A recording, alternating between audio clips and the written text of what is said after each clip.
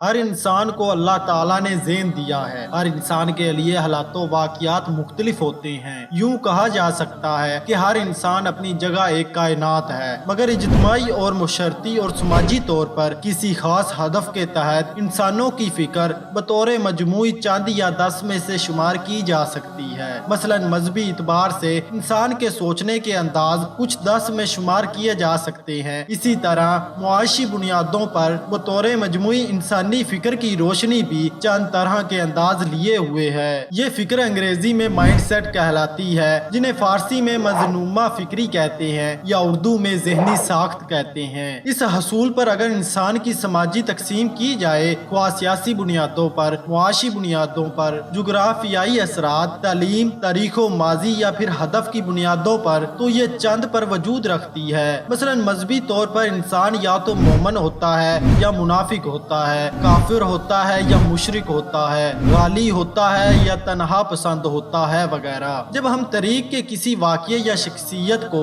جدید دور پر منطبق کرتے ہیں، مثلا کسی کو وقت کا حسین، جدید دور کا علی کہتے ہیں، تو اس سے مراد وہ ہوتا ہے جو موجودہ شخصیت کا ہے، جو ماضی میں علی علیہ السلام یا حسین علیہ السلام جیسا تھا۔ اس کا قطعاً یہ معنی نہیں ہوتا کہ فلاں جدید دور کی شخصیت علی ہے، بلکہ اس کا مطلب یہ ہوتا ہے کہ جو حالات و واقعات، سیاستوں، معاشی سرگرمیوں، مساجی تعلقات، علمی رجحان وغیرہ کے جو حصول یا ذہنی اسٹرکچر علی کا تھا، وہی فلاں موجودہ شخصیت کا ہے۔ مثلا کسی کو آج کا نمرود، فرعون، یزید کہنے سے بھی مراد یہی ہے کہ فلاں شخص کا یہ کام یزید سے ملتا جلتا ہے۔ قرآن کریم میں بھی جن تاریخی واقعات و شخصیات یا حالات کا ذکر ہے، اس کا مقصد بھی یہی ہے کہ یہ تاریخ پر حاکم وہ قانون الہی، قانون فطرت کو واضح کرتی ہے، جس کی بنیاد پر مثلا کوئی شخص اہل جنت بن گیا اور کوئی راندہ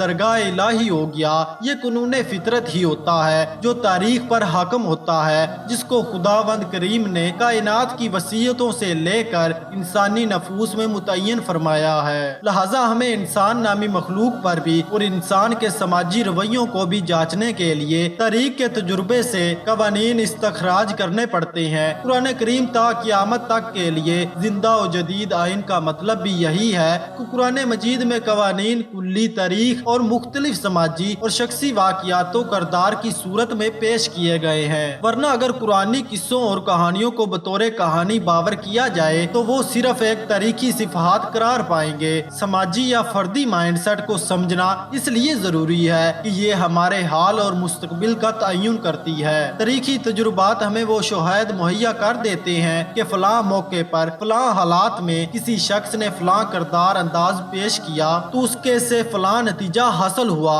لہذا مستقبل کی پیش گوئیاں کرنے کا واحد حل یہی ہوتا ہے کہ تاریخی واقعات و حالات کا تجربہ کیا جائے اور مستقبل کی رائے معین کی جائے۔ لہذا تاریخ کو صرف کہانی اور جذباتی وابستگی کی بنیاد پر تفریح یا کسی اور جذباتی تسکین کی خاطر پڑھنا اور جاننا بے فائدہ ہے، بلکہ تاریخ سے سیکھنے کی ضرورت ہے۔ تاریخ کو جدید دور پر منطبق کرنے کی ضرورت ہے۔ تاریخی کرداروں اور واقعات کو جدید دور پر لاگو کر کے ہی ہم ان تاریخی قوانین کی روشنی میں اپنے لیے آئندہ کا لائحہ عمل مرتب کر سکتے ہیں اور مستقبل کی تعمیر کر سکتے ہیں۔ اللہ تعالیٰ سے دعا ہے کہ ہم سب انسانوں کو راہ راست کی ہدایت فرمائے، ہمارے لیے ہدایت اور گمراہی کے راستوں میں شناخت کی صلاحیت عطا فرمائے۔